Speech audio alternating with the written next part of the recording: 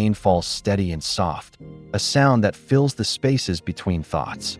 The neighborhood, lined with cozy single-story homes, was wrapped in darkness after a city-wide blackout. Streetlights were out, windows dim, and the only glow came from the soft beam of flashlights flickering through curtains. Then, on Maple Street, one house stood out, house number 24. Its windows glowed with a warm, steady golden light. Inside was Sarah Bennett, her glasses sliding slightly as she adjusted the lantern on her kitchen counter. She was calm, her soft blue eyes reflecting the dancing light as she moved around her small but cozy home.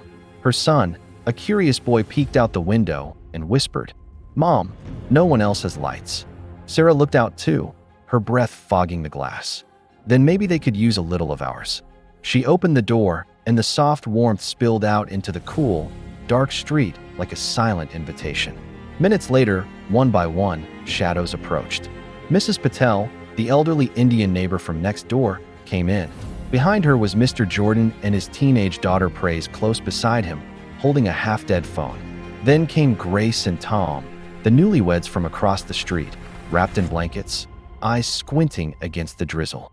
The living room slowly filled with murmurs and laughter as Sarah passed around hot cocoa from a small camping kettle. The faint hum of her portable solar battery powered one glowing lamp, casting warm golden halos on every face. Outside, the rest of Maple Street remained dark, but in that house, it was light and laughter. They shared stories, jokes, and silence that felt like family. Eli sat beside Lena, showing her a comic by flashlight. Mrs. Patel told tales from her youth, her voice steady and warm.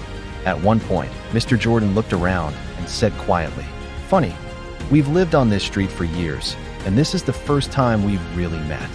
Sarah smiled, wrapping her fingers around her mug.